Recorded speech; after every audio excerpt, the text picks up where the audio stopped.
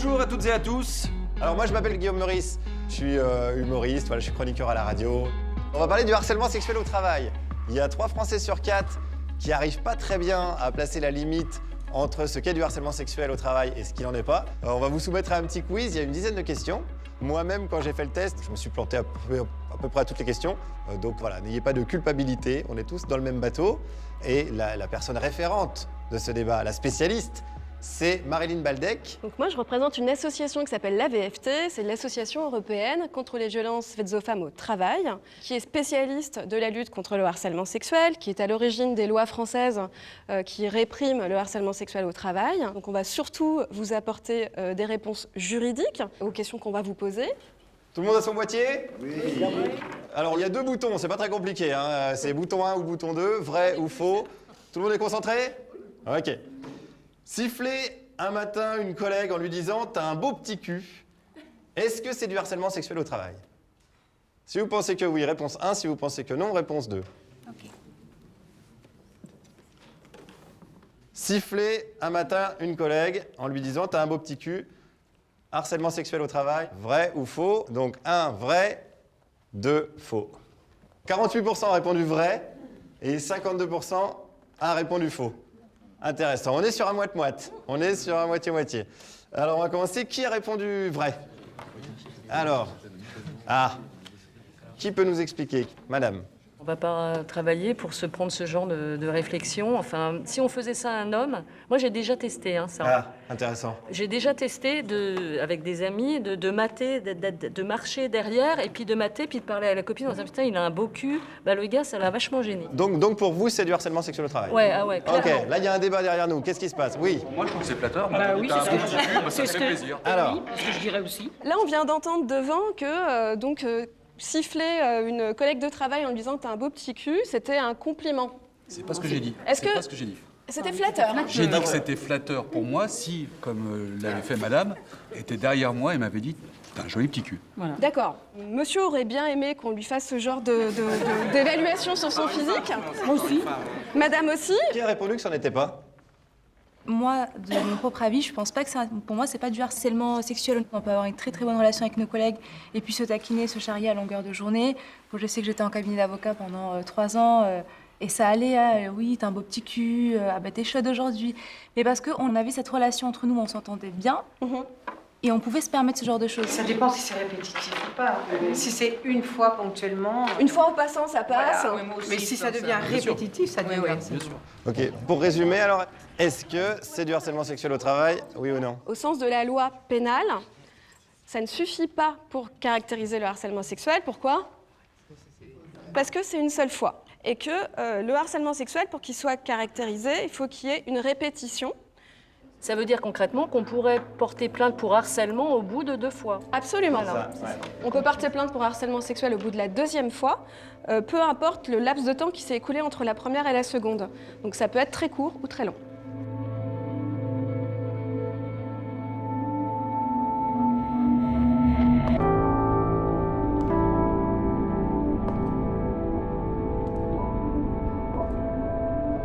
Au moment des faits, j'ai 25 ans. Je travaille comme traductrice-interprète dans une entreprise de BTP qui fait des chantiers à l'étranger. Mon harceleur est ingénieur. Il est plus âgé que moi, beaucoup plus âgé que moi, il a 50 ans. Ça s'est étalé sur une période de 1 an.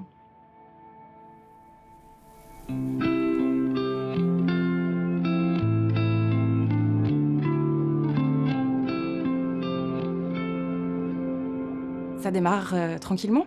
Ça démarre par des compliments, par des réflexions sur mon vernis à ongles, par exemple. « Ah, j'aime bien le vernis que tu as mis aujourd'hui, c'est bien, tu l'as bien mis. J'aime bien quand tu mets des talons. Tu mets peut-être pas assez souvent des jupes. » Voilà. Tout est commenté. Tout ce qui a trait à la féminité est commenté, jaugé, jugé, évalué. Tout le temps, tous les jours. Quand il est là, j'y coupe pas.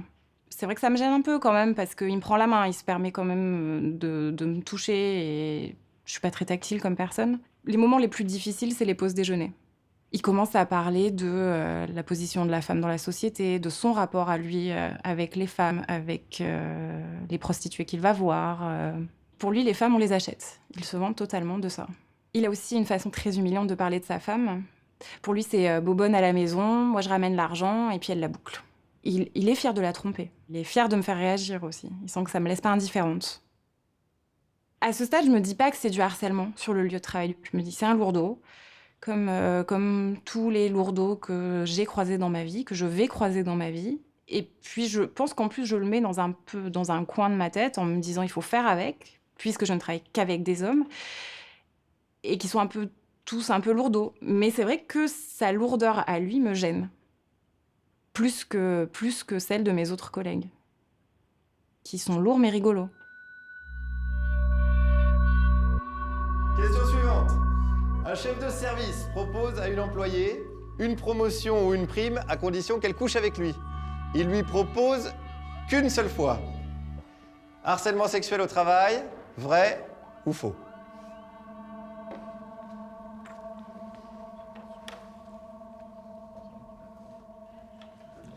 Je vois des gens perplexes.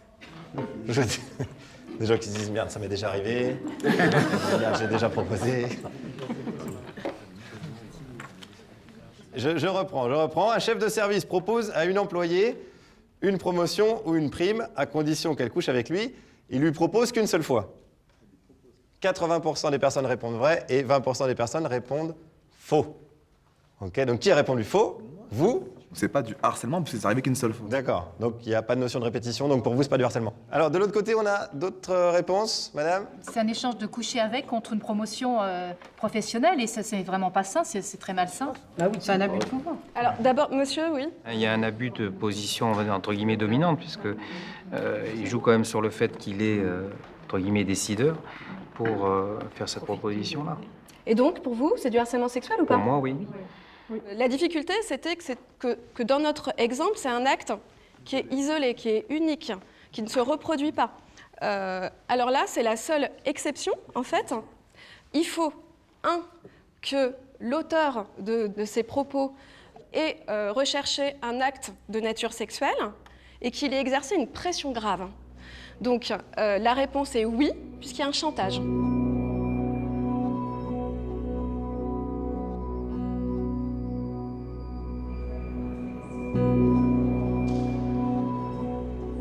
J'avais 33 ans à l'époque des faits.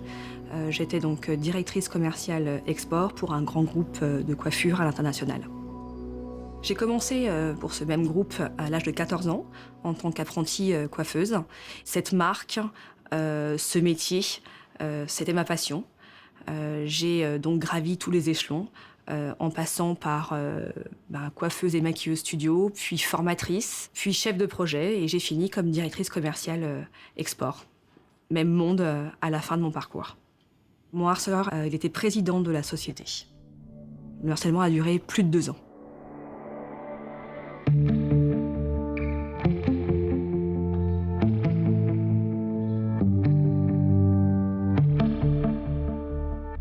Le harcèlement a démarré lors d'un séminaire à New York. C'était mon premier séminaire. J'avais une prise de parole en public, il le savait. Et ça a commencé par des SMS avec des compliments. Tu es belle, je t'admire, je suis fière, t'es la meilleure, tu vas cartonner. Donc il est vrai que j'ai tout d'abord apprécié, parce que c'est très rare d'entendre ça de la part de son patron, et particulièrement de lui. En séminaire, donc, nous avons des soirées avec nos franchisés. Et la dernière soirée, nous étions donc avec nos clients, et il s'est permis de me glisser à l'oreille « Tu as des belles fesses, j'adore ton corps, tu es sexy, j'ai envie de toi ». Enfin, ça a été très très vite très clair, en fait, où j'ai compris que c'était plus que des SMS d'encouragement, mais qu'il avait un objectif. À ce moment-là, je pense qu'il me drague, puisque je connaissais le tableau de chasse de ce monsieur. C'était généralement des stagiaires, des filles qui venaient de rentrer dans l'entreprise, qui étaient jeunes, fraîches, et je n'avais plus l'âge, normalement, pour lui. Mais je me suis dit, bon, on va rentrer de New York, et peut-être que c'est un passage, j'étais peut-être l'objet du jour et du moment, et rentrer à Paris, tout sera oublié. Voilà. Un chef fait du pied sous la table à une employée à un déjeuner. Harcèlement sexuel au travail, vrai ou faux? Un chef fait du pied sous la table à une employée à un déjeuner. Est-ce que c'est du harcèlement sexuel au travail? Oui, réponse 1, non, réponse 2.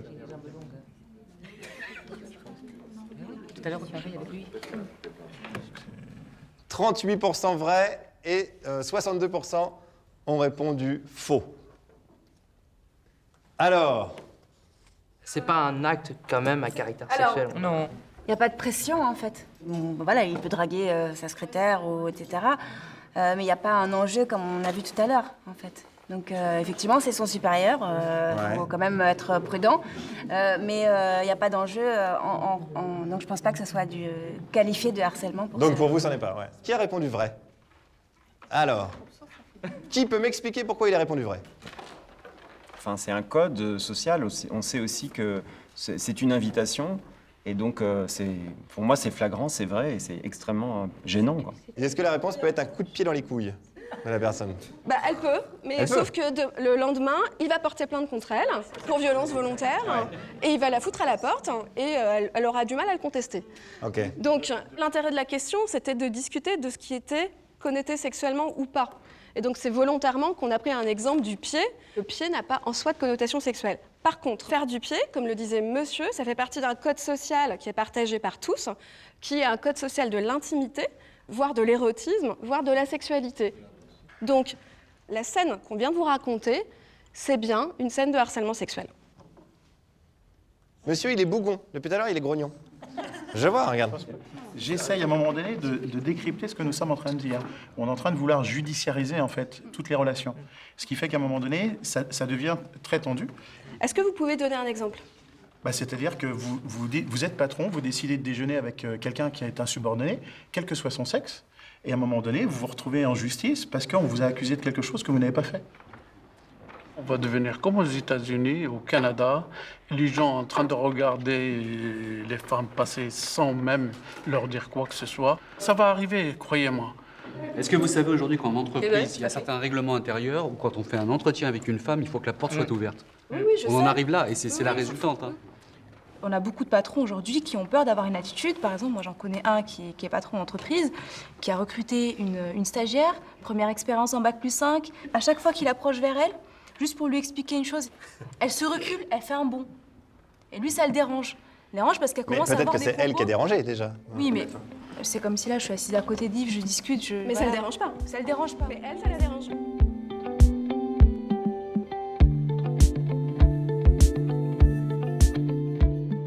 Lui avait une vision de sa sexualité et ça, c'est son droit.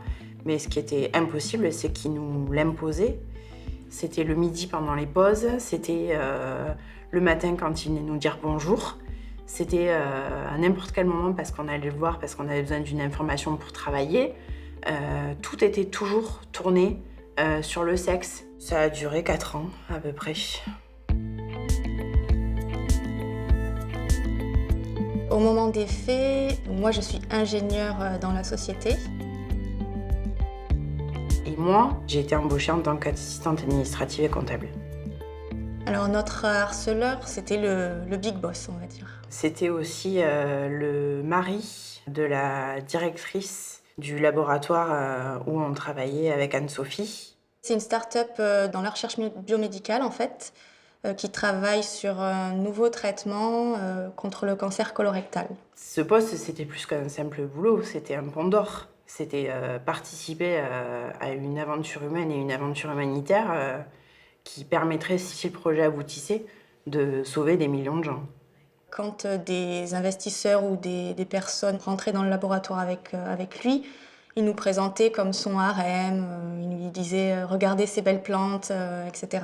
Le plus insupportable, c'était que non content de subir ses propos, on subissait aussi sa vie et ses expériences sexuelles, notamment en Afrique, puisqu'il est né là-bas, il se décrivait lui-même comme un blanc d'Afrique.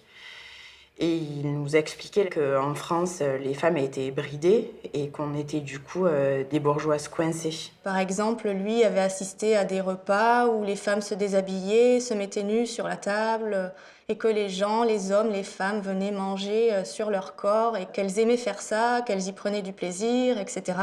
Il avait une obsession aussi, je me rappelle. il voulait pas qu'on mette de soutien-gorge. Voilà. Donc il voulait qu'on vienne travailler sans soutien-gorge. Et je me rappelle d'une fois où il nous a soutenu qu'il y avait même des études scientifiques qui avaient prouvé que le port du soutien-gorge pouvait peut-être favoriser l'apparition de cancer du sein ou quelque chose comme ça. Alors bien sûr sur le ton de la plaisanterie, hein, évidemment. À plusieurs reprises, entre les plats ou pendant les pauses, il s'amusait à me raconter sa vie sexuelle et ses exploits avec ses différentes petites copines. Il me disait « je l'ai prise comme ci, comme ça, hier soir, et en plus j'étais complètement défoncée, j'avais pris plein de drogue. » C'était très gênant.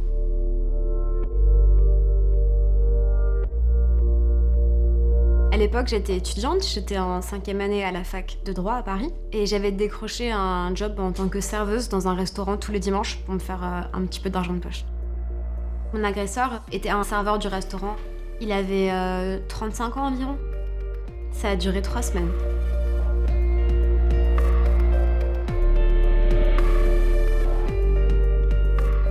Dès le premier quart d'heure, il m'a appelé mon amour, ma chérie, mon bébé d'amour. Il me disait des choses comme « Chérie, est-ce que tu peux servir une table ici, à droite, à gauche ?» Tout ça devant les clients de façon très forte et très assumée. Ensuite, il me fait des réflexions sur mon physique, c'est-à-dire qu'il me dit que je dégage quelque chose de très fort sexuellement et qu'il ne peut pas s'empêcher de me regarder et de me toucher. À ce moment-là, il commence à mettre ses mains sur mes hanches, à me faire des câlins, alors que je ne le connais pas. Il fait passer la chose en riant, avec le sourire toujours. Question suivante. Un collègue de travail fait des propositions sexuelles à une collaboratrice qui refuse. Harcèlement sexuel au travail, vrai ou faux? Tous les mots de la question comptent, attention. Un collègue de travail fait des propositions sexuelles à une collaboratrice qui refuse. Harcèlement sexuel au travail, oui ou non?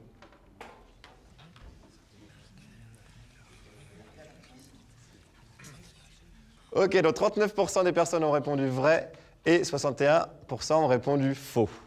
Vous avez voté quoi? Faux. Faux, c'est pas du harcèlement sexuel. Bah, c'est entre deux collègues. Alors, c'est entre collègues de même niveau hiérarchique. Et il y a le monsieur à la cravate rose qui a un avis sur la question. Bah, moi je dis que si on revient à la charge, ça peut marcher sur un malentendu. Non, je plaisante, mais ce que je veux dire, c'est qu'en fait, à partir du moment où on a la notion de répétition, effectivement, on est sur du harcèlement. Et même moi, en tant que mec, s'il y a une nana qui tous les jours vient me dire « j'ai envie de coucher avec toi », au boulot, au bout d'un moment... Ça vous arrive? C'est souvent. C'est à cause de la cravate. Ah oui, c'est ça. Et donc à un moment, ça devient horripilant. Ouais, d'accord. Changer de cravate. C'est de la répétition, donc c'est du harcèlement sexuel au travail, parce qu'il ne sait pas qui est sa collègue, ça se trouve qu'elle a un mari qui n'a pas forcément envie que sa femme se fasse draguer tous les jours au travail. Et si son mari était d'accord, pas de problème, quoi. La réponse juridique de cette question, c'est que donc, des propositions sexuelles qui se répètent entre collègues de travail de même niveau hiérarchique, quand l'un ou l'une refuse, c'est bien du harcèlement sexuel. Et ça n'a pas toujours été le cas. Jusqu'en 2002, en fait, des mêmes actes étaient d'un côté légaux si c'était des collègues de même niveau hiérarchique, et de l'autre étaient punissables si c'était un supérieur hiérarchique. Depuis 2002, le harcèlement sexuel entre collègues est interdit. Ce qu'il faut retenir, c'est que le harcèlement sexuel, ça peut être deux choses. Soit des propos ou comportements à connotation sexuelle qui sont répétés, soit on peut avoir un acte unique de harcèlement sexuel, à condition que l'intention de l'auteur, c'est d'obtenir un acte de nature sexuelle et qu'il exerce une pression grave pour l'obtenir. Voilà la définition du harcèlement sexuel.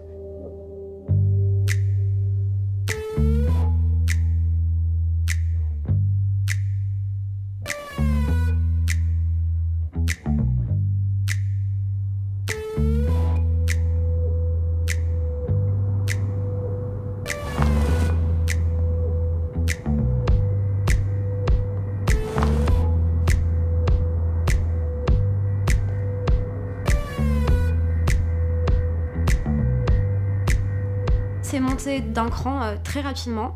Je me rappelle d'un moment où je me suis penchée derrière le bar pour attraper une boisson. Il est passé à côté de moi et m'a donné une fessée. Dans mon cas, il a commencé à s'exhiber devant moi. Il est ingénieur, il travaille sur des chantiers. Quand il arrive le matin, il est habillé en civil, entre guillemets, comme tout le monde. Pour pouvoir aller sur le chantier, il va falloir qu'il se change, qu'il mette ses habits de chantier.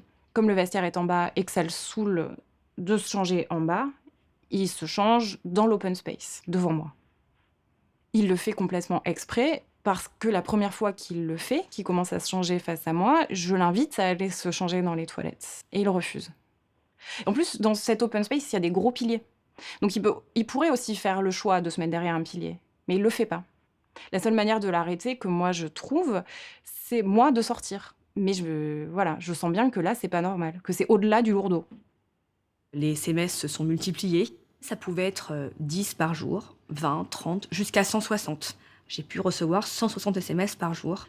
Et là, les SMS sont devenus beaucoup plus crus. Donc, il n'y avait plus de compliments, mais des « je t'aime », des « tu me manques ». Et après, « j'ai envie de toi »,« je t'aurai »,« je vais te baiser ». Mon rêve, c'est de te prendre sur mon bureau, de t'écarter les pattes. Enfin, on ne se rend pas compte, mais 10 SMS comme ça, mais quand c'est quotidien et quand c'est des messages sexuels crus et d'une violence, on ne peut même pas s'imaginer, ça détruit.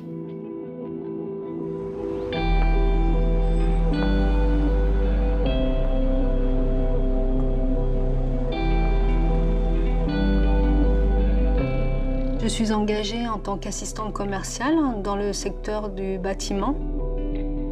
Mon harceleur était le directeur de l'entreprise.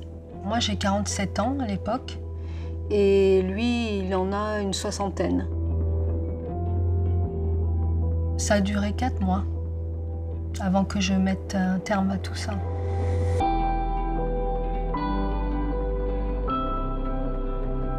Je rencontre mon futur employeur lors d'un repas de famille. Et en fait, c'est le compagnon de ma belle-sœur. Et on a parlé travail. Et moi, je lui ai expliqué que c'était compliqué pour moi de trouver du travail dans la région du Sud où j'étais. Et lui, il m'expliquait que c'était compliqué pour lui de recruter une bonne assistante commerciale. Donc en fait, il me propose un CDI et c'est vraiment inattendu, inespéré. Je résilie mon badge, je fais mes cartons, j'arrive dans le Maine-et-Loire et donc mon employeur m'avait laissé entendre qu'il avait un appartement qui était disponible et que je pourrais lui louer. Et là, il m'annonce que je dois travailler depuis mon domicile parce qu'il n'y avait pas assez de prise téléphonique dans l'entreprise. À ce moment-là, je suis très interpellée sur ce qu'il est en train de m'annoncer. Parce que c'était quand même pas ce qui était convenu. Très vite, il vient boire le café. Et là, non pas pour me parler du travail, mais pour me parler de ce qu'il vivait de difficile avec sa compagne, en me donnant des détails très, très intimes, qu'il aimait les fellations, il aimait donc la sodomie et qu'elle lui autorisait pas ça. Et puis il a commencé à me dire que je lui plaisais, que j'étais tout à fait le type de femme qu'il aimait. Il a été même jusqu'à me dire qu'il était un ancien boucher et qu'il pouvait me donner toutes les mensurations de mon corps. Et c'est ce qu'il a fait en me disant « tu fais un 90 de poitrine, tu dois faire un 38 de taille. En fait, je te vois comme si tu étais nue devant moi. » Et c'est comme s'il voulait me voler ma personne, en fait, me violer par des mots. Nous avions des réunions, on va dire, hebdomadaires en comité de direction, dont je faisais partie. Je venais d'avoir ce poste, donc quand même, qui était un poste important. Il fallait que je prenne la parole, que je puisse parler de mes chiffres. Enfin, le comité de direction était quand même une réunion importante avec tous les directeurs de l'entreprise. Je prenais ça à cœur. Et il a réussi à me déstabiliser. Impossible pour moi de prendre la parole sans bégayer. Il n'arrêtait pas de me faire des gestes obscènes. Avec sa langue, avec ses doigts. Je recevais même des SMS pendant le comité de direction. J'appréhendais tellement ces réunions que généralement, je me tâchais. Et malheureusement, je me tâchais jamais au bon endroit. C'est-à-dire ? Eh bien, sur les seins ou sur le haut de ma cuisse. Ou, un endroit où il pouvait trouver une phrase à glisser obscène, comme « je rêverais de te lécher ta tâche ». sur le bout de tes seins. Et ensuite, une fois arrivé en réunion devant mes collègues, il m'humiliait et se servait de cette tâche pour me bisuter. Voilà, Annabelle, je te préviens, c'est la dernière fois que tu rentreras en réunion avec ce type de tâche sur ta robe. Nous sommes une marque de luxe, donc il me faisait une leçon devant mes collègues de travail. C'était une alternance de harcèlement sexuel et de harcèlement moral. C'est tu ne veux pas, tu verras. Je vais t'avoir. Dans les semaines qui suivent, il veut rentrer dans mon intimité de plus en plus fort en venant chez moi le matin très très tôt pour me surprendre certainement comme je l'étais, c'est-à-dire en pyjama. Il téléphonait chez moi le week-end pour me demander ce que je faisais, avec qui et comment, et en m'interdisant de rencontrer un autre homme. Donc il commence à poser des choses très fortes, en me disant que ma porte doit rester ouverte. Et là, je comprends que ça va très très très loin.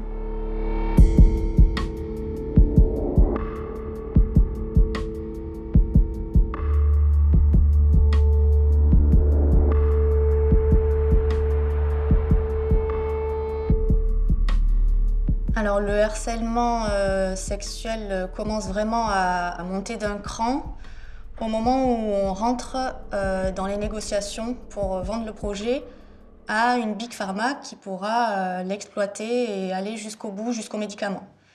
Donc il nous explique que là il va rentrer en négociation, que ça va commencer à devenir beaucoup plus tendu puisqu'on va être sujet à peut-être des tentatives d'intrusion, de vol, de nos données scientifiques par des personnes extérieures. Et dans le cadre de ces négociations, il nous dit que pour s'assurer du fait qu'on puisse résister à la manipulation, il a besoin de nous parler de ça plus librement, que du coup, il va mettre en place des entretiens individuels, que par contre, ces entretiens n'auront pas lieu dans la société, mais à l'extérieur.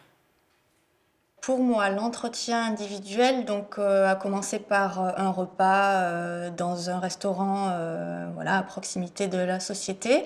Donc il commence à me poser des questions sur ma vie personnelle, sur pourquoi je suis célibataire, comment ça se fait qu'avec un corps pareil, j'arrive pas à trouver de garçon. Et en fait, là, il me dit qu'il faut que je change de point de vue, ce qu'il faudrait que je fasse pour me libérer, c'est qu'il faudrait que j'aille dans la rue, que je me promène presque dénudée, sans sous-vêtements, avec des jupes très courtes, et que, au lieu de me sentir comme une proie face aux hommes, que je change la donne et que moi, je regarde les hommes comme des proies, et que je les regarde me regarder. Et donc, en gros, il me dit que, textuellement, je t'aurais bien accompagné, mais j'aurais été le premier à bander. Voilà. Donc pour moi, il commence à m'expliquer qu'il va avoir besoin de toute son intelligence pour mener à bien ces négociations et que pour contrebalancer ce besoin d'intelligence, il va avoir besoin d'un gros besoin de sexualité. Donc là, je comprends pas trop où il veut en venir, mais vu qu'encore une fois, il est en permanence en train de parler de sexe, je suis juste dans un état où je me dis, là, t'es parti pour 2 heures de monologue sur le sexe, l'Afrique, la liberté sexuelle. Et là, il me pose la question très ouvertement de comment se passe ma vie sexuelle avec mon compagnon. Donc là, je commence un peu à m'énerver, à lui dire qu'en fait, on s'en fout, que c'est pas le propos, qu'on n'est pas là pour ça. Et là, il s'est penché vers moi. Il a posé une main sur ma poitrine, il a essayé de m'embrasser, je l'ai repoussé. J'ai entendu dire que je devais être un sacré bon coup. Éclaté de rire, je suis descendue de la voiture. Je suis retournée dans mon bureau en se disant que c'était pas possible en fait que cette personne elle franchisse cette limite-là. Et que pour ma part, il me donne en plus le sentiment d'avoir trompé mon compagnon alors que je l'avais pas souhaité.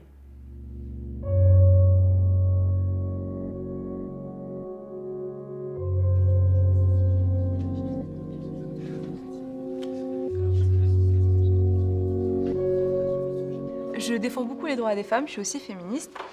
Mais à un moment, il faut Ouais, savoir il y a aussi toujours un être... féministe, mais il y a toujours un mais Oui, derrière voilà, le- parce qu'il faut savoir aussi être réaliste. Demain, votre patron vous fait une avance, vous vous êtes mis, voilà, vous m'intéressez, vous me plaisez. Si vous lui dites oui, ça, c'est votre choix, vous pouvez lui dire non. Donc je pense que Mais c'est est-ce en qu'on peut arrière. dire non sans conséquence, c'est la question. Bien sûr. Aujourd'hui, on en arrive à un point où il n'y a pas de problème, il y a pas de problème à dire non. Après, on a des personnalités qui sont totalement différentes. On va avoir des femmes qui vont être beaucoup plus discrètes, qui vont avoir du mal à s'imposer, qui vont être un peu réservées, qui est aussi dû à peut-être un manque de confiance en soi. Est-ce que ça voudrait dire que c'est de la faute des femmes alors? Non, je ne dis pas que c'est la faute des femmes, mais c'est dans la manière, aussi dans la façon d'être. Là, en fait, vous mettez l'accent sur les ressources qu'on peut ou pas avoir pour affronter ce type de situation. Vous, apparemment, vous avez les armes, tant mieux. C'est pas le cas de tout le monde. Si par exemple vous êtes en CDD et que vous savez que votre CDD va être renouvelé ou non, et qu'une semaine avant, il y a votre supérieur hiérarchique qui vous dit j'ai envie de coucher avec vous. Non. Est-ce que vous pensez Je que vais votre lui- réponse je lui n'aura dirai- aucun impact sur le fait que votre CDD sera renouvelé ou non? Pour moi, il n'aura aucun impact. Pourquoi? Parce que ça tout dépend du poste aussi. Si vous souhaitez avoir un poste à responsabilité, vous prouvez aussi à votre supérieur hiérarchique, à votre patron, la personnalité que vous avez et les principes et les valeurs. En fait, là, ce que vous êtes en train de nous décrire, c'est une espèce de code d'honneur du harceleur sexuel. Non, c'est pas un code d'honneur. Qui récompenserait la résistance, en fait, de celle qui sait s'imposer en ne la licenciant pas quand elle se dérobe à ses propositions sexuelles. Madame. Je suis tout à fait d'accord avec vous. Les personnes faibles ont besoin d'être protégées. Assurément. Les déviances doivent être punies, assurément. Mais moi, je fais partie de la vraie vie depuis pas mal d'années. Je travaille. Il y a dans les rapports humains un jeu de séduction permanent à des degrés différents, à des fins différentes, que nous savons tous, depuis qu'on est tout petit, gérer. On veut pas, on n'apprécie pas. Autour de moi, il y a énormément de gens qui vont très bien et qui savent très bien dire à l'autre « non merci, j'en veux pas », qui savent très bien réagir dans les Mais deux. est-ce que ceux qui vont pas bien vous le disent forcément? Mais bien sûr, et du coup on réfléchit. Et du coup on Est-ce que sait vous êtes quand- sûr d'être dans la vraie vie? Eh bien écoutez, oui, je suis désolée, mais j'en suis sûre.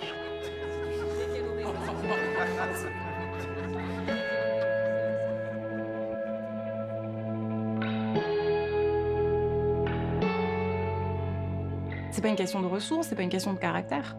Moi, je l'ai dit très fort, stop et non. Au début, je réponds à ces textos. Je lui dis clairement, tu t'es trompé de destinataire. Puis ensuite, stop, arrête, il y aura rien, mais qu'est-ce qui t'arrive? En me disant, de toute manière, il allait très vite comprendre que je ne veux pas et que c'est pas possible. Déjà parce qu'il ne me plaisait pas, et puis ensuite par rapport au fait qu'il soit marié et et que je connaissais sa femme. Je lui ai fait comprendre que même s'il me trouvait attrayante, qu'il oublie qu'il puisse se passer quelque chose entre nous, on est deux adultes. Hein.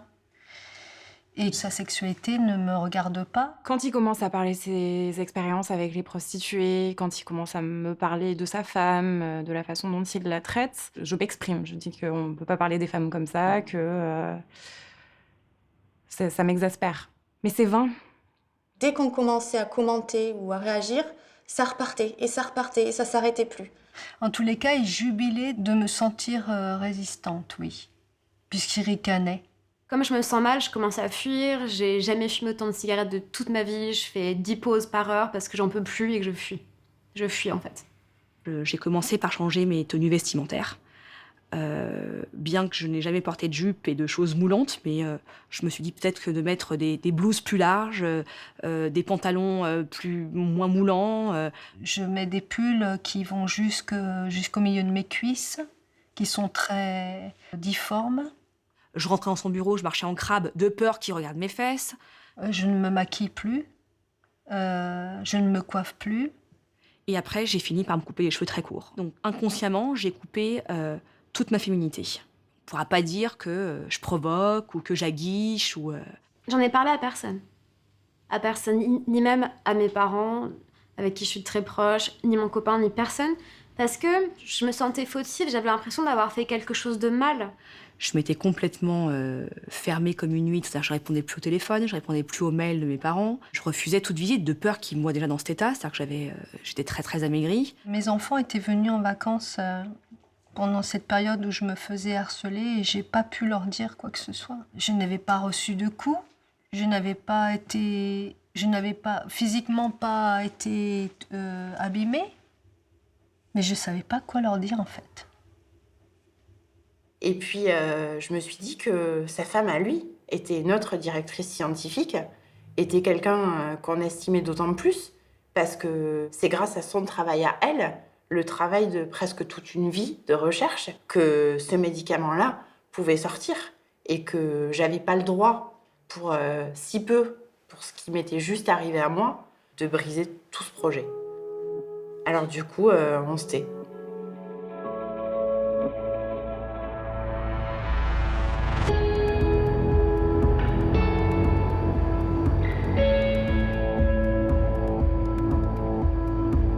La première chose qu'on se dit, c'est je veux garder mon travail. Surtout après 20 ans d'ancienneté. Si on parle, si on met ça au grand jour, on va être licencié, en fait, on va perdre son travail. C'était le président. C'est-à-dire, c'est ça qui est très pervers. C'est qu'ils savent très bien qu'on peut rien faire, si ce n'est que de partir. Qui nous dit qu'on va retrouver un jour un CDI dans une boîte privée pour nous, en tant que jeunes ingénieurs avec peu d'expérience? C'est un peu inespéré. Non, moi j'ai pas peur de perdre mon travail, dans le sens où quand même c'est pas mon supérieur, donc il a pas ce pouvoir sur moi, mais il y a une forme d'ascendance. Il y a complètement une forme d'ascendance, dans le sens où je suis beaucoup plus jeune que lui. Parce que c'est mon premier travail, j'ai pas la même expérience que lui, je me sens quand même moins indispensable. Et c'est un homme dans un monde d'hommes, alors que moi je suis une jeune fille dans un monde d'hommes.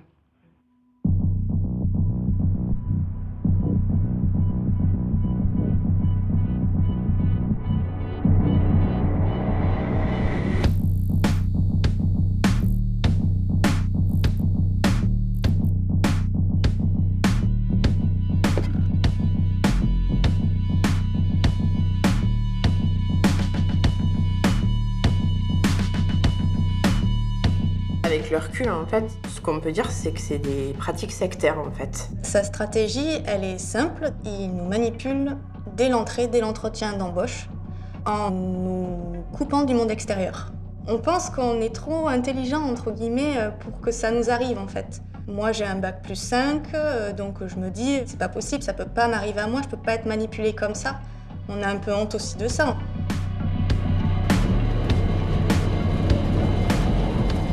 Ce que je dirais de la stratégie de cette personne, c'est que c'est quelqu'un qui souhaite y mettre une ambiance familiale dans le professionnel, en fait. Il est très protecteur et puis paternaliste.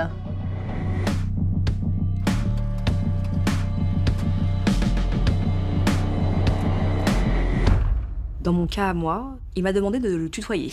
Alors que ça faisait 20 ans que je vous voyais, ce monsieur, c'était mon patron. Je ne pensais pas un jour tutoyer mon patron.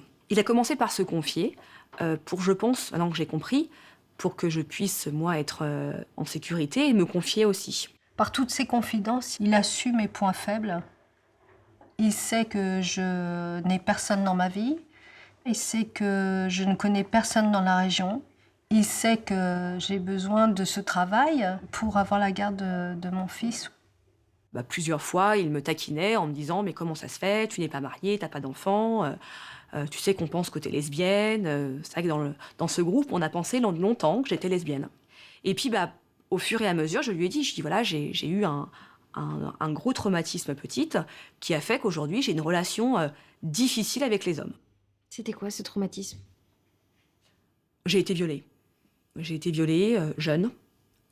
Et il s'en est complètement servi, parce que il m'a alors fini, on va dire. C'est-à-dire que j'ai tout fait pour oublier et refermer cette plaie, même si elle est malheureusement, elle se réouvre de temps en temps. Mais voilà, j'avais donc dit mon travail sera mon arme, et je vais défier ce traumatisme et montrer que voilà, quand on est écorché, on peut encore plus et mieux y arriver. Et là, je lui en veux terriblement. Parce qu'il m'a désarmée, voilà.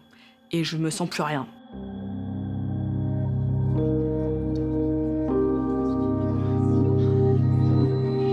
Question suivante, dans une sorte de transition absolument incroyable. La question c'est, à force de trop parler de harcèlement sexuel au travail, on risque de tuer la séduction. Si vous pensez que c'est vrai, réponse 1. Si vous pensez que c'est faux, réponse 2.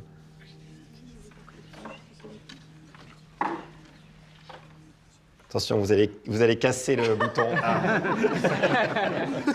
Monsieur, il a voté 18 fois. Alors, vrai, 51%, faux, 49%, va y avoir là, ça sent le débat. On a la salle jusqu'à 23h. Alors, Moi, je pense pas que ça va tuer la véritable séduction. Parler à une femme, c'est pas lui dire t'as un beau cul. Je veux dire, on peut parler d'autres choses. Ça recadre juste avec la notion de respect de la personne qu'on a en face de soi. Donc voilà. À titre personnel, je me dis que notre génération a quand même un sérieux problème. Il ne peut plus draguer au bureau. Hein. Il ne faut pas oublier qu'il y a énormément de couples qui se forment sur le lieu de travail.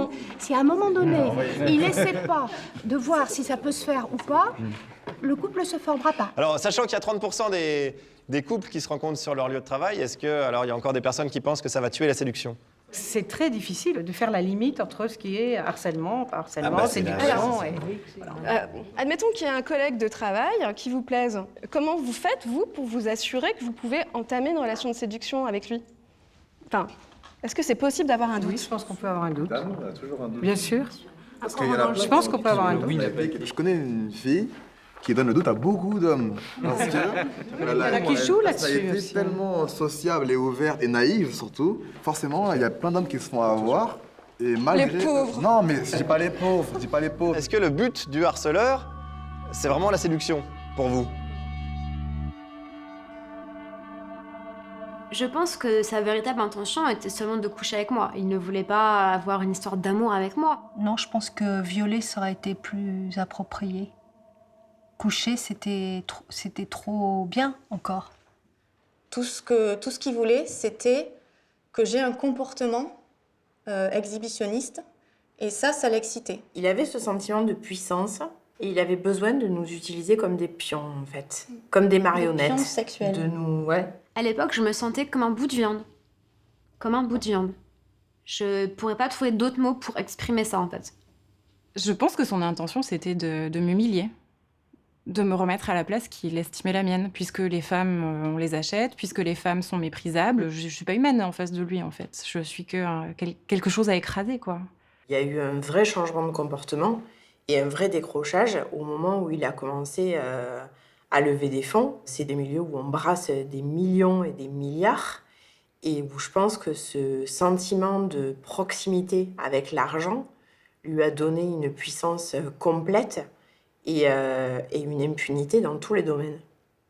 Qu'il essaye, qu'il tente. Bon, il avait envie de moi, il était très amoureux de moi. Jusque-là, pas de problème. C'est un homme qui aime les femmes, c'est un obsédé sexuel. Ok, je fais partie apparemment de ses critères de beauté, mais j'ai dit non. Pourquoi tu continues?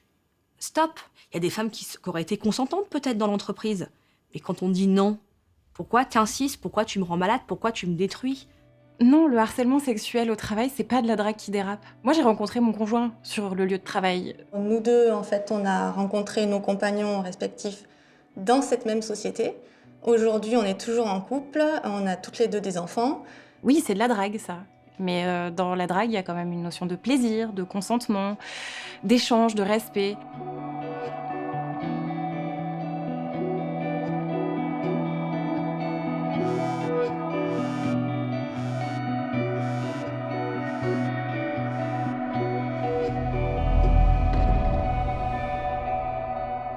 Le harcèlement sexuel, c'est de la destruction massive. C'est ça qu'on ne se rend pas compte, en fait, comme ça peut détruire. J'avais constamment peur du téléphone.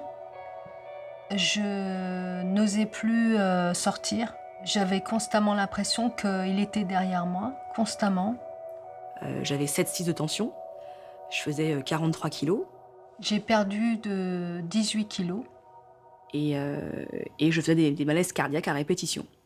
Et j'ai un traitement pour le cœur depuis. Ma vie sentimentale, elle est brisée.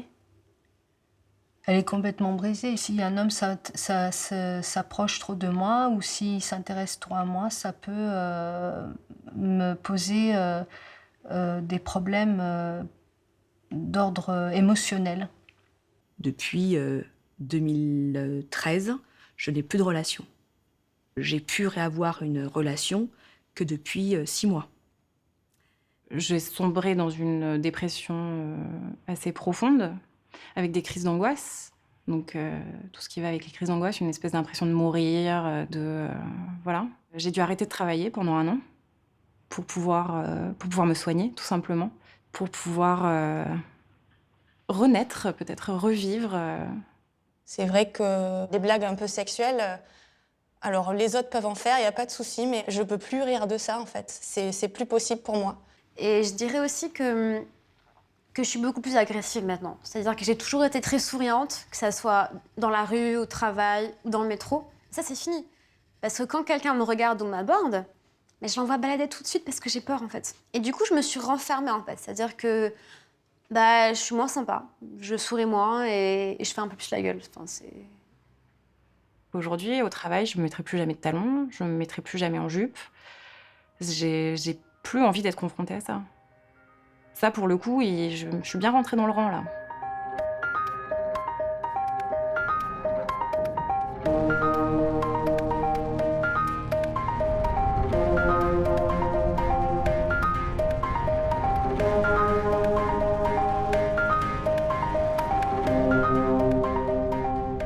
Le déclic, c'est le fait qu'un après-midi, il débarque chez moi et alors que j'étais en train de me laver les mains, il m'a plaqué contre lui. Il m'a serré de façon à ce que je sente tout son corps, même son sexe sur ma cuisse. Et il m'a dit que ça lui faisait du bien et qu'il recommencerait. Et ensuite, il est parti. Donc en fait, il y a une partie de moi qui sait qu'elle est en danger et il y a une autre partie de moi qui n'arrive pas à réagir à ce danger parce que ça remet trop de choses en question. Ça remet en question ce que j'ai promis à mon fils.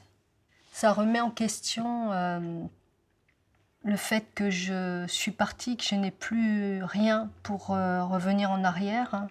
Je n'ai pas d'échappatoire, voilà, c'est ce que je ressens. Ou le seul échappatoire que j'ai, c'est de monter sur une chaise, de trouver des médicaments et de vouloir prendre ces médicaments pour en finir, parce que je vois pas d'issue. On est en train de me dire, tu ne seras pas une femme, parce que, à 6 ans, on m'a volé ma virginité. À 34 ans, on m'a dit, de toute façon, t'es une femme, mais je te respecte pas. T'es qu'un objet, et je ferai de toi ce que je veux. Et maintenant, on m'enlève ma carrière. Donc, des envies de suicide, j'en ai eu de nombreuses fois. J'ai pas peur ni des mots, ni de l'acte, ni de la mort. Pour moi, il m'a déjà tuée. Et la seule personne qui m'a permis d'échapper à ça, c'est ma fille, qui m'a appelée avec insistance ce jour-là. Et j'ai donc fini par décrocher. Et là, c'est comme une espèce de remontée en apnée. Et je me suis assise sur la chaise, je me suis complètement effondrée en me disant « Mais qu'est-ce que je suis en train de faire ? Qu'est-ce que je suis en train de faire ?»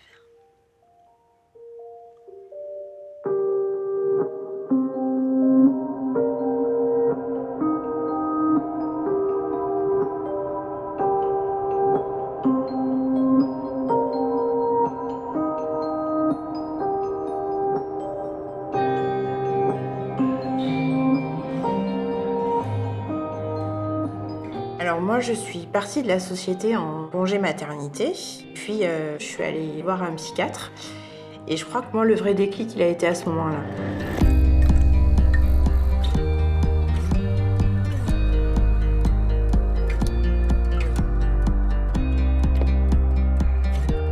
Je me suis retrouvée face à un grand bonhomme d'une 50aine d'années à qui j'ai expliqué mon histoire et à qui j'ai dit, très convaincue, qu'il fallait impérativement qu'il m'aide à retourner bosser parce que maintenant que j'avais un petit garçon, je ne pouvais pas me permettre de perdre mon emploi. Et là, en fait, il a gentiment pris mon sac, il a ouvert la porte et il m'a demandé de partir. Il m'a dit que lui ne m'aiderait pas à me détruire.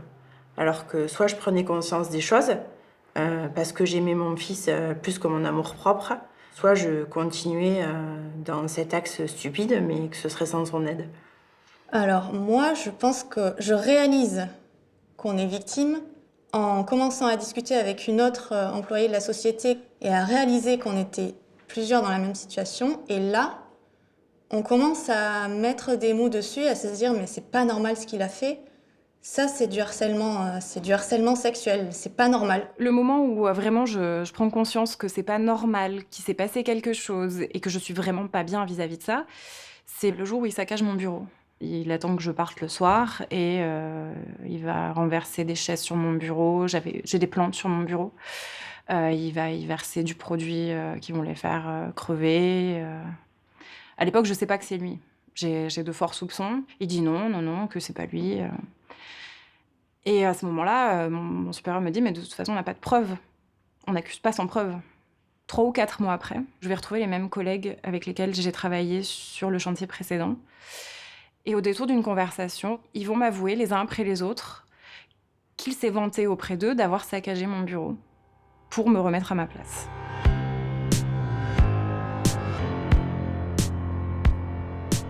Plus que l'humiliation qu'il m'a fait subir, plus que la violence qu'il m'a fait subir, ce que je trouve encore plus violent, c'est mes collègues qui ne m'ont rien dit et qui, en ne disant rien, ils cautionnent ce qu'il a fait. J'ai eu un déclic lors de mon 3e jour de travail. En fait, j'étais derrière le bar, en train de servir un café à un client. Donc j'avais les 2 mains prises pour poser le café sur le bar. Il est arrivé derrière moi. Il s'est frotté à moi et il m'a attrapé les hanches avec ses mains. Et là, je lui ai dit « Enlève tes mains de mes fesses, s'il te plaît. Arrête de me toucher les fesses. » Là, j'ai osé lui dire, à voix haute, devant le client. Il est parti. Il revient environ un quart d'heure après, avec un regard qui avait changé, en fait. Et là, il me dit, en me prenant à part, il me dit « Tu dis plus jamais ça devant un client. Ça reste entre nous. » Et c'est à ce moment-là que je me suis dit « Ok, il y a quelque chose qui va pas. Cet homme est potentiellement dangereux, il me fait peur. » Le déclic, ça a été mon voyage en Chine. Nous sommes sortis un soir avec toute la direction et je me suis fait traiter de pute clairement devant tout le monde. Et un geste qui a été pour moi catégorique, c'est je me suis retrouvée dans l'ascenseur seule avec lui et qu'il a mis sa main sur une de mes cuisses. Et là, j'ai dit stop. Je suis rentrée et j'ai appelé l'avocate.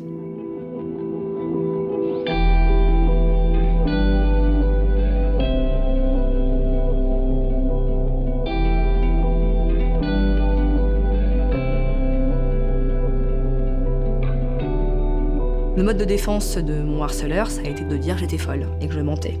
Il a dit clairement que je mentais, que c'était pour une histoire d'argent que je lui devais et sinon pour lui en soutirer.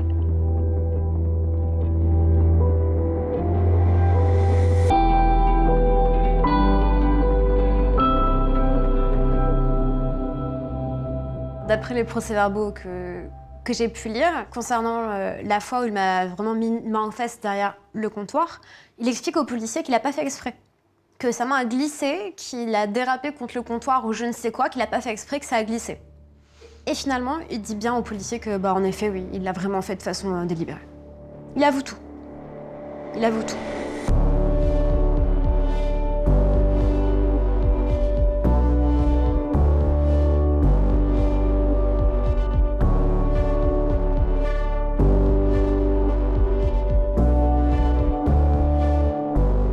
Nous, dans notre malheur, on a une chance, c'est qu'on a été 8 à porter plainte.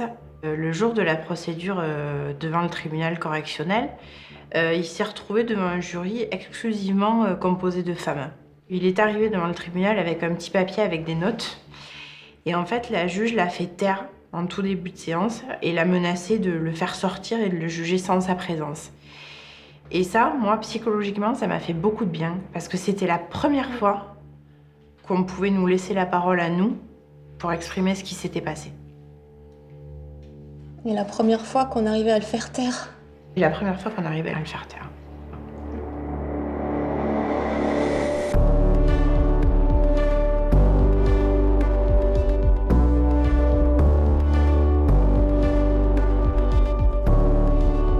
Et sa femme?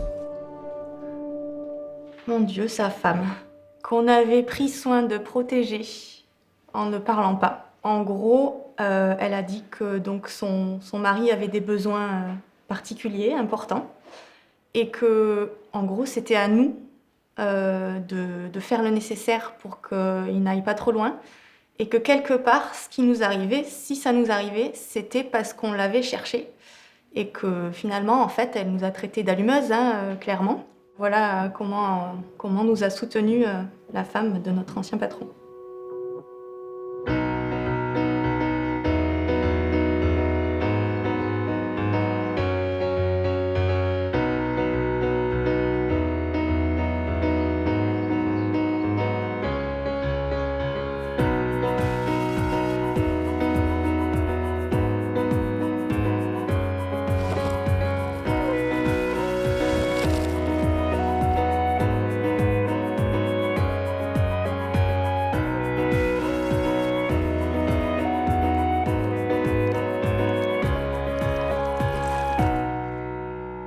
J'ai décidé de prendre la parole parce que moi, je ressens toujours un sentiment, quelque part, de culpabilité, de responsabilité par rapport à ce qui m'est arrivé. Et j'en ai marre. Je voudrais que ça s'arrête. Je voudrais que les agresseurs se sentent coupables et honte, eux, et pas l'inverse. C'est pas normal que pour avoir dénoncé ça, une femme voit son CV entaché. Forcément, on demande à sa future collaboratrice son ancienne entreprise, qu'est-ce qu'elle a fait, pourquoi elle est partie, pourquoi elle a été licenciée. Je vais dire quoi? J'ai porté plainte contre mon patron? Qu'est-ce qu'il va penser? Est-ce qu'elle est crédible? Est-ce qu'elle n'est pas folle? Qu'est-ce qu'elle va nous faire? Peut-être que dans 2 ans, elle va porter plainte. Enfin... J'ai le droit de travailler dans un cadre de travail sain. Et c'est pas parce que j'ai porté plainte que je suis une emmerdeuse. Voilà. J'aimerais surtout que les femmes arrêtent de banaliser. Mes copines qui ont mon âge, qui ont 25 ans, elles ne réagissent pas face à ce genre de choses parce que pour elles, c'est ancré. C'est normal. Ça leur est arrivé 1 fois, 2 fois, 10 fois, donc c'est normal. Mais non, c'est pas normal. On les intègre, les codes de la domination masculine. Si on apprend aux gens à bien faire la différence entre du harcèlement sexuel et de la drague, et elle est facile la différence, les relations seront plus saines, les relations seront plus tranquilles, et peut-être qu'il y aura ce rapport de séduction qui renaîtra, justement.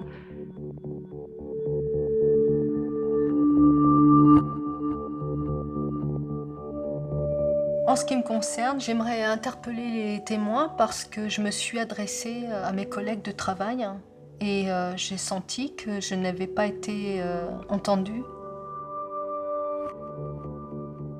Et moi-même, je ne l'ai pas fait à l'époque où je travaillais encore dans cette entreprise, où je voyais depuis des années ce qui se passait avec d'autres jeunes femmes. Mais c'est vrai que voilà, je pensais à moi en me disant « ça ne me regarde pas, je suis là pour travailler, je suis employée, je me préoccupais de mes affaires ». Cela s'appelle non-assistance aux personnes en danger.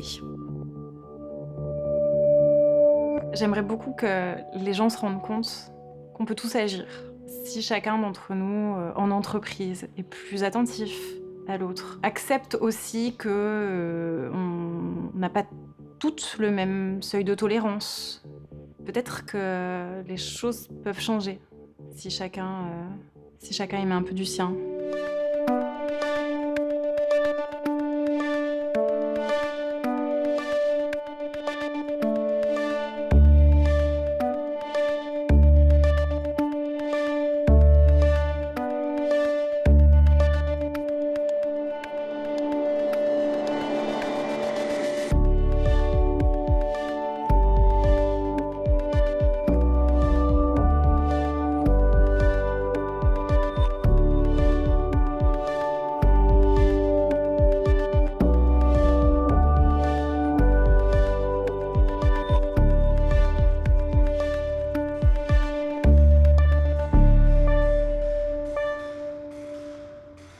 Salut les filles! Salut les poulettes! Salut! Oh, Popol! Oh, Popol! Popol! Couchez, Popol! Couchez, Popol! Mais elle n'a pas de soutien-gorge? Oh, t'as un soutien-gorge ou t'as pas de soutien-gorge? Dis donc, toi! Dis-moi, alors elle a un soutien-gorge ou elle n'a pas de soutien-gorge? C'est bon. Mais dis-moi, tu fais la gueule? Si tu fais la gueule, tu sais que t'es encore plus bandante quand tu fais la gueule. Bon, allez les filles, à demain. À demain. À demain. Eh, attention, hein, demain, on vous prend toutes les 3 sur l'établi. Promis. Ah, je te jure, ces deux-là. On est obligé de se taper ça tous les matins. Laisse couler. Ils ont toujours fait comme ça. Y a pas moyen. C'est pour rigoler, ça met de l'ambiance. Eh, t'es pas contente, toi, de venir tous les matins et qu'on te dise que tu fais envie? Moi, je trouve ça valorisant.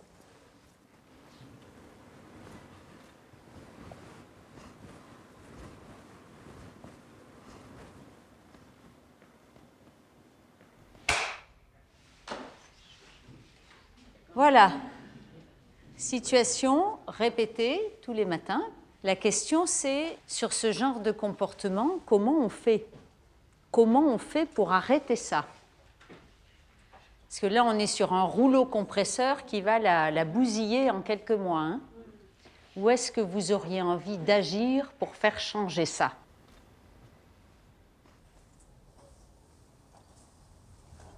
Qui a une idée? Qui essaierait quelque chose? Tac, tac, tac, un homme, tiens, allez, je prends un homme.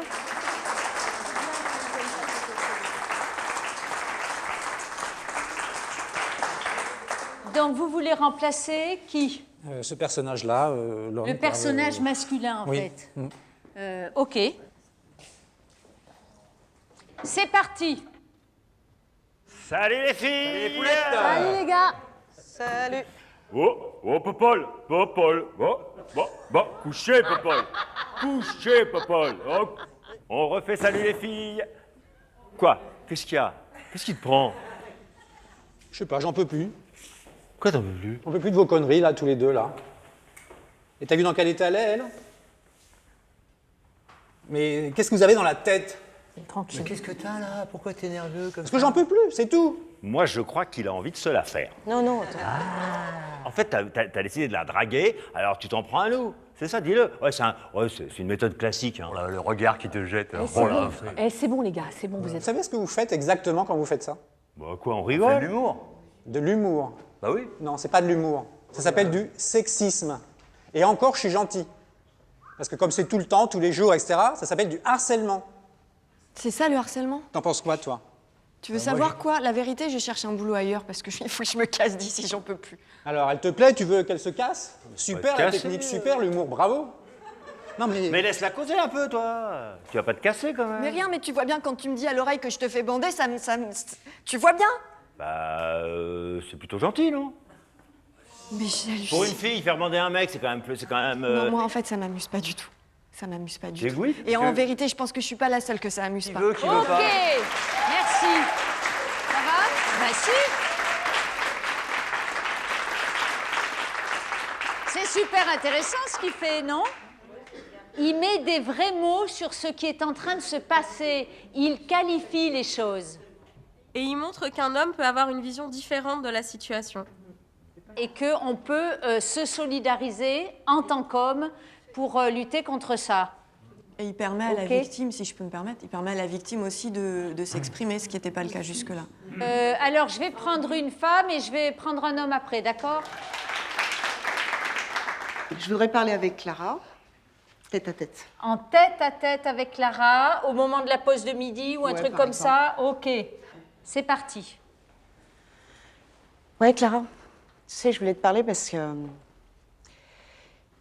T'as vu comment les collègues ils nous parlent et tout. Toi, tu trouves ça drôle, ça te fait marrer? Bah oui. Ouais. Tu te dis pas.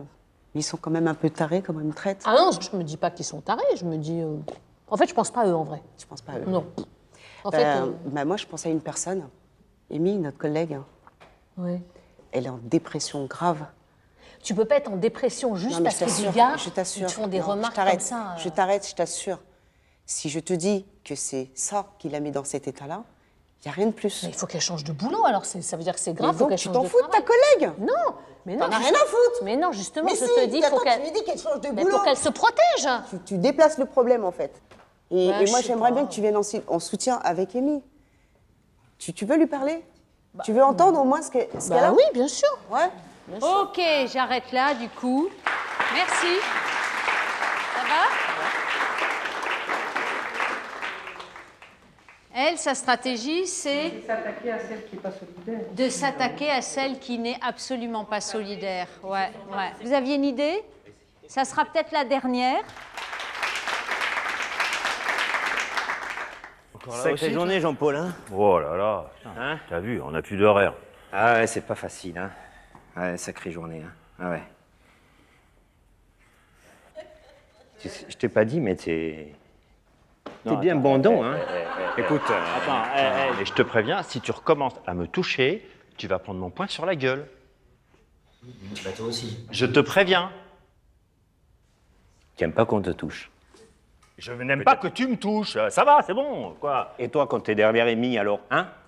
Tu te revois le matin? Si Amy, le matin, si Amy se colle à moi, ça me fera pas le même effet que si c'est toi. Eh ben oui, mais Amy, elle aime pas. Et toi, t'aimes bien, toi? Attends, Est-ce que t'aimes bien, toi? T'aimes bien? Oh, vas-y, tu veux me taper, mais vas-y, taper. Hein? Mais le problème, c'est qu'il faut qu'on parle. C'est pas normal que le matin, tu viennes avec tes histoires de popole, de bites et de cul. C'est pas normal. C'est pas normal de parler de cul? Ok, j'arrête là.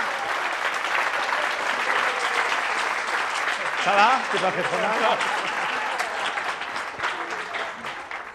C'est risqué, hein? C'est vachement intéressant. On le met en situation, lui, d'être victime de harcèlement. Et à partir de là, on essaye de faire craquer quelque chose chez ce type-là. Donc, il a été costaud pour le faire travailler sur c'est quoi le consentement. Mais il sera peut-être pas le seul. Il y aura peut-être d'autres collègues qui vont venir l'aider pour dire viens nous en mettre sur la gueule. Et à ce moment-là, on renversera la situation. Ok, bah... Il y avait une idée, là? Non, vous voulez plus? Vous voulez plus? Si? Venez.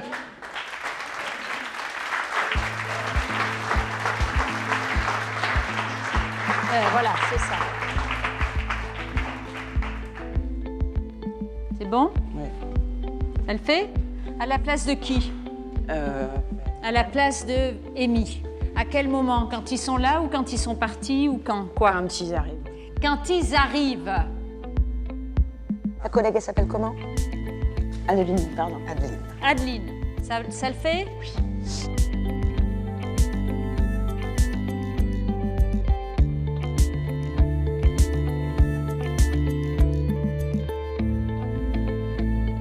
C'est parti.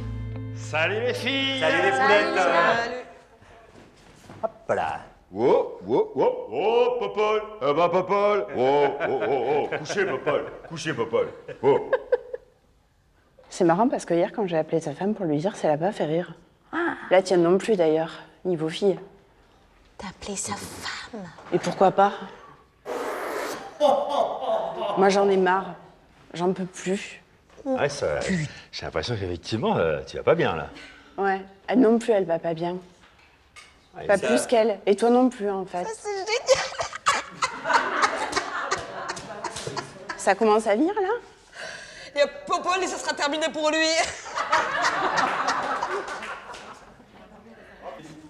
Et t'as appelé ses filles? Tu as prévenu ses filles aussi? Oui, ben bien sûr. Histoire qu'elles aient une belle image de leur père. De qui ils sont, ces héros. C'est beau, cette image. Cette approche de l'homme, de la sexualité que vous montrez. Du respect. Mais enfin, c'est incroyable, ça. Pourquoi t'as rien dit? Ben si, j'ai dit. Non, t'as appelé à mon domicile. Mais pourquoi tu t'énerves? Parce que c'est pour rigoler. Mais c'est quoi le problème? Je comprends pas, moi. J'ai toujours entendu, depuis que je suis petit, des blagues comme ça. Clara, quand on lui pas des raconte des blagues blagues. comme ça, elle C'est rigole. pas des blagues. Non. C'est de la séduction. Ouais, mais là, je je trouve c'est que ça juste de commence à... l'humour. Non. Clara, elle rigole pas. Clara, si. Non, Clara, elle rigole pas. Clara, ça, Clara, elle a peur. Oh. Elle a peur? Oui, Clara, elle a peur, ouais. Là, tu deviens... T'as vraiment des problèmes, toi. Ouais, toi aussi, tu vas en avoir d'ailleurs. Ah ouais? Ok, ça va? Oui, oui. Ben, c'est bien, c'est intéressant. Faut avoir un sacré cran pour faire ça. Hein? Ouais, respect, moi je dis. Hein? Bon, je propose que pour aujourd'hui, on s'en arrête là, mais que demain, là où on est, on continue tout ça, d'accord? Eh bien, je vous propose qu'on les applaudisse, tout cela.